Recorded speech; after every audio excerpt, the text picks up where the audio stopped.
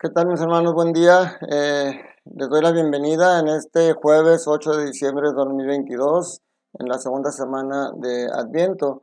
Les doy la bienvenida a este momento de intimidad en el que juntos vamos a seguir meditando la palabra de Dios. Antes de eso, pues bueno, los invito a que sigan suscribiéndose. Si no te has suscrito al canal, suscríbete. Te invito a que lo compartas para que sean más personas las que sean tocadas por el Señor. Y si al final se gusta, regálame un like. Siempre eso ayuda a que el video sea más visto. Y pues qué bueno que seamos instrumentos para que esta palabra de Dios llegue a más y más personas. Tú y yo podemos trabajar juntos en la construcción del reino, buscando personas que se conviertan al Señor. Y hoy tenemos una fiesta muy hermosa para nosotros los católicos, la Inmaculada Concepción de la Virgen María. Es una solemnidad, por eso hoy vienen dos lecturas, además del Salmo y el Evangelio, como si fuera dominical. Y pues vamos a meditar, es importante meditar acerca de las lecturas. Sí es importante meditar acerca de la fiesta, la solemnidad de la concepción virginal de la Virgen María. María fue concebida sin pecado original y ahorita, pues bueno, de eso trata la primera lectura, precisamente del pecado original. La primera lectura es del libro del Génesis, capítulo 3, versículos del 9 al 15 y versículo 20. La segunda lectura será de la carta a los Efesios, capítulo 1, versículos del 3 al 6 y del 11 al 12, y el Evangelio de Lucas, capítulo 1, versículos del 26 al 38. La primera lectura es la narración del pecado original. Y aquí podemos analizar cómo con el pecado, con la desobediencia, realmente nosotros sabemos que el pecado rompe nuestra relación con Dios, pero la situación del pecado es todavía más peligrosa y más grave. Aquí nos narra cómo se dan realmente tres rupturas a través del pecado. La primera, obviamente, es la ruptura con Dios, la desobediencia a Dios esa cercanía que sentía el hombre con Dios se vuelve lejanía porque hasta se esconde de Dios. ¿Qué tal parece? Eso es lo que hacemos hoy, escondernos, aunque realmente parece que nos escondemos para poder hacer nuestra voluntad y no la voluntad de Dios. La segunda ruptura es con la raza humana, porque fíjense, lo que antes era concordia entre Adán y Eva, y lo que antes era concordia, amistad entre ellos dos como pareja, ahora hay desconfianza. Porque cuando Dios le dice a Adán, ¿acaso comiste el fruto que les prohibí? En lugar de enfrentar la realidad y la consecuencia, le echa la culpa a Eva. Ella, la mujer que me diste, fue la que me dio de comer. Entonces se rompe también la relación entre el ser humano. Pero también se rompe la concordia con la naturaleza, porque los animales, la creación, todo eso fue hecho para estar en concordia y para servicio de las personas y para que a través de ella veamos la presencia de Dios. Y sin embargo el diablo, utilizando la serpiente, hace que la desobediencia caiga. Entonces se rompe la relación con la naturaleza, porque Dios dentro de los castigos le dice a la serpiente, te arrastrarás, en fin, ahorita no nos vamos a meter en eso, pero es importante meditar en eso. El pecado es tan grave que rompe la relación con Dios, rompe la relación entre los seres humanos y rompe la relación con la naturaleza. Ahora, la reflexión que vamos a hacer en este momento es a lo que nos invita la liturgia. La liturgia no nos invita a centrarnos en el drama del pecado y sus consecuencias. Nos invita a centrarnos en la esperanza de la salvación. Porque si es cierto que este pecado va a traer enemistad entre nosotros y Dios, porque al estar en pecado estamos siendo enemigos de Dios, las consecuencias que el pecado nos traen al final una esperanza. De ahí en adelante nosotros vivimos en una lucha constante en contra del pecado. Por eso, porque le dice Dios a la serpiente, pondré enemistad entre ti y la mujer, entre tu descendencia y la suya, y su descendencia te aplastará la cabeza mientras tú tratarás de morderle su talón. O sea, la serpiente, el diablo, tratará de mordernos, tratará de atacarnos, tratará de desviarnos, pero la esperanza que nos da aquí la lectura es que seremos vencedores. Su descendencia te aplastará la cabeza. El mal nunca triunfará sobre el bien. Pero fíjense cómo es interesante ver la actitud de María y de Eva. Eva dialoga con un representante de Satanás que es el diablo. y ese diálogo lo lleva a desobedecer a Dios.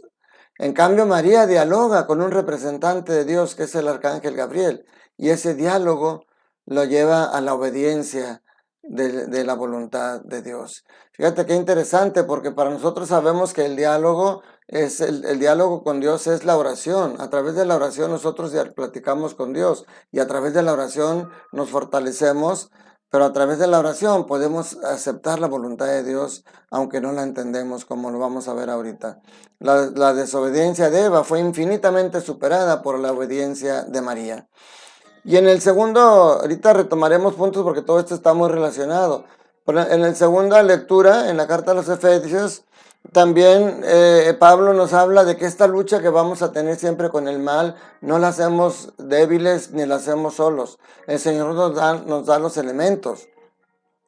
Pablo nos dice que somos fortalecidos por Dios porque a través de su Hijo Jesucristo, nos ha dado grandes bendiciones celestiales, espirituales y también materiales. Por su amor nos ha dado todo eso, esas defensas.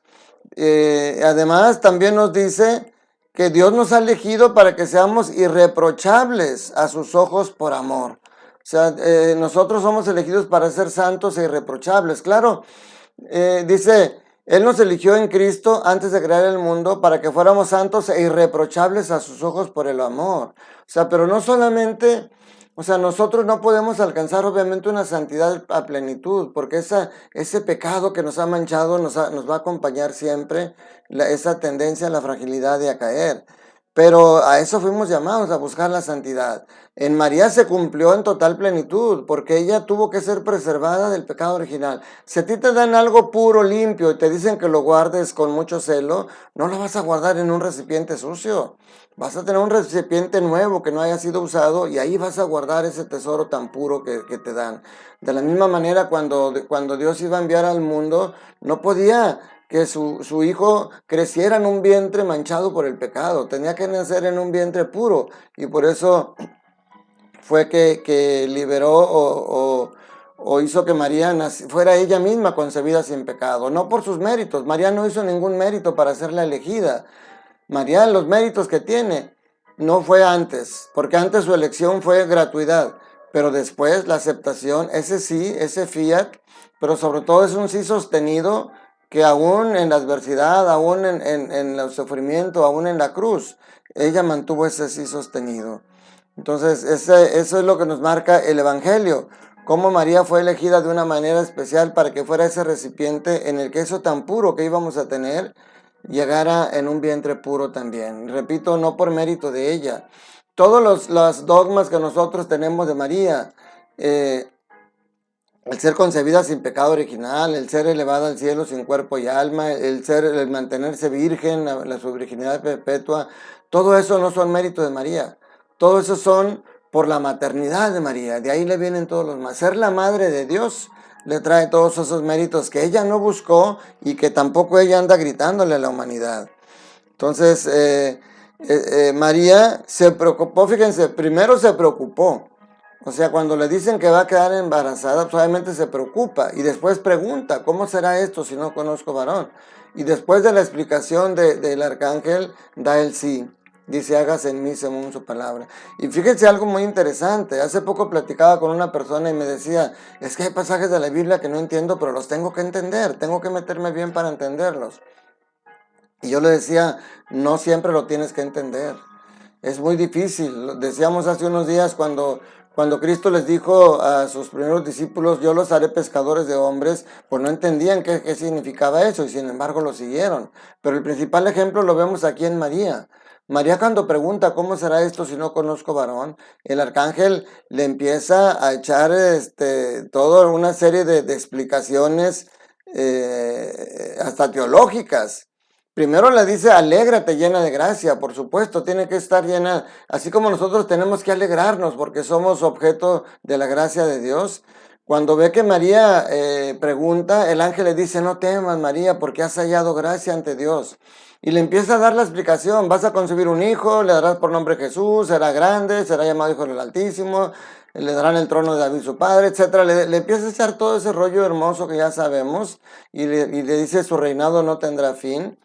Y, y cuando ella dice, pero pues si yo no, yo permanezco virgen, y todavía el arcángel sigue con su explicación, el Espíritu Santo descenderá sobre ti y el poder del Altísimo se cubrirá con tu gracia. Y le empieza a decir todas esas cosas tan hermosas.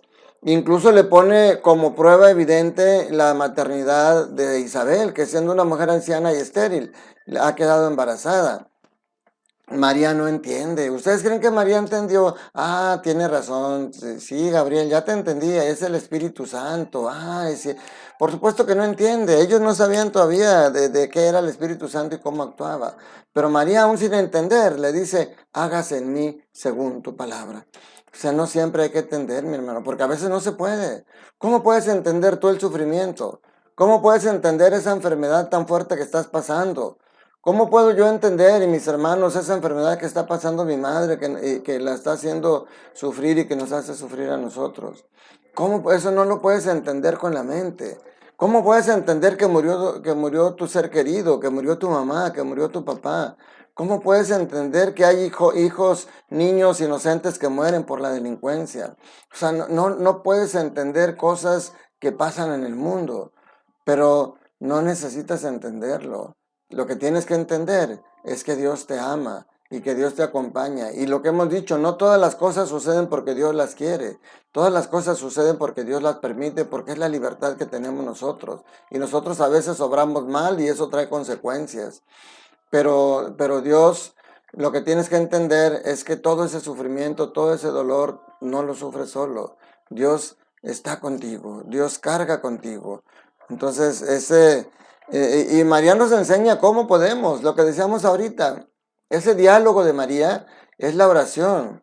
El problema de nosotros es que dialogamos. Si tú estás ahorita ante el cuerpo tendido de un ser querido que ha fallecido, o si tú estás ahorita padeciendo tú o algún familiar una enfermedad, si tú dialogas con el diablo y le dices, ¿por qué Dios permite esto? El diablo te va a decir, porque te engaña, porque Dios te engaña, él prometió estar contigo y mira, te está dejando solo en el sufrimiento. Y empiezas a pensar eso y el diablo te va a hacer que reniegues de Dios. Pero si tú como María dialogas con Dios, si tú como María platicas con Dios y le dices, Señor, tú dijiste, vengan a mí los que estén cansados. Yo no entiendo por qué este dolor. Yo no entiendo por qué te llevaste a mi papá, a mi mamá, a mi hermano, a mi hijo, mi esposa, no sé. Yo no lo entiendo. Pero lo que sí entiendo es que me amas y que no me vas a dejar que esto me tumbe. No me vas a dejar que esto me derrumbe. Y para eso, mi hermano, ubícate, y es más, este versículo, así como les he dicho de Juan 3:16, que ese es un versículo que siempre lo debes de tener presente, porque ese es el centro de tu salvación, Juan 3:16. Así ahora te repito que Lucas 1:37 lo tengas siempre también presente y en esos momentos difíciles lo recuerdes. Lucas 1:37 dice, porque nada hay imposible para Dios.